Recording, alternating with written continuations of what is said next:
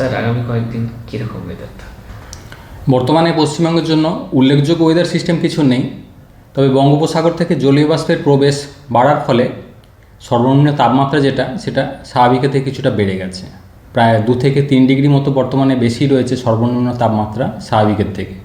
মানে বছরের এই সময় স্বাভাবিক যে ঠান্ডাটা থাকার কথা সেটা কিছুটা কমে গেছে।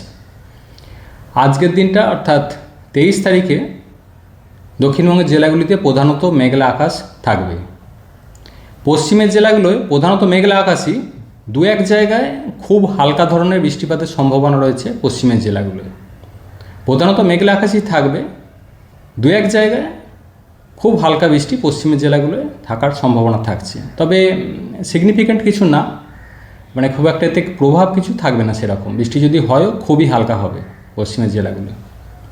এছাড়া 24 থেকে 29 তারিখ প্রধানত শুষ্ক পরিষ্কার ওয়েদারই থাকবে দক্ষিণবঙ্গের জেলাতে।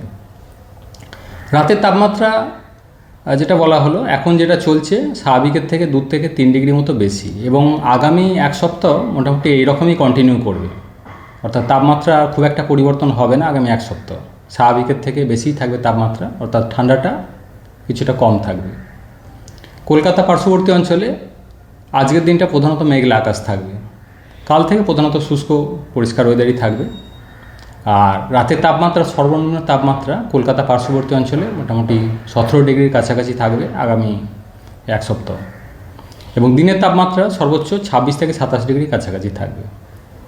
পশ্চিমের জেলাগুলো স্বাভাবিকভাবেই কলকাতা থেকে তাপমাত্রা আরও 2 থেকে 4 ডিগ্রি মতো কম থাকবে সর্বনিম্ন তাপমাত্রাটা।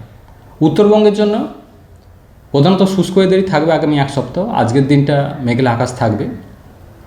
দার্জিলিংয়ের ক্ষেত্রে পাহাড়ি এলাকায় হয়তো হালকা ধরনের বৃষ্টিপাতের সম্ভাবনা থাকছে 23 থেকে 24-এর মধ্যে 2-1 জায়গায়। এছাড়া তাপমাত্রা উত্তরবঙ্গেও সর্বনিম্ন তাপমাত্রা স্বাভাবিকের থেকে একটু বেশিই থাকবে আগামী 1 সপ্তাহ। দক্ষিণবঙ্গের জন্য সকালের দিকে কুয়াশা থাকার সম্ভাবনা রয়েছে, বিশেষ করে 24 তারিখের সকালে। স্যার এই যে বৃষ্টিপাত পশ্চিমের জেলাগুলিতে, তো কারণ কিসের? খুব একটা সিগনিফিক্যান্ট কিছু নেই। বৃষ্টিপাত যদি থাকেও পশ্চিমের জেলাগুলোয় 2-1 জায়গায় খুবই হালকা ধরনের থাকবে, তাতে প্রভাব ফেলার মতো কিছু থাকবে না। মেনলি বঙ্গোপসাগর থেকে জলীয় বাষ্পের প্রবেশ বাড়ার কারণে কিছুটা পরোক্ষ প্রভাব রয়েছে পশ্চিমী ঝঞ্ঝার।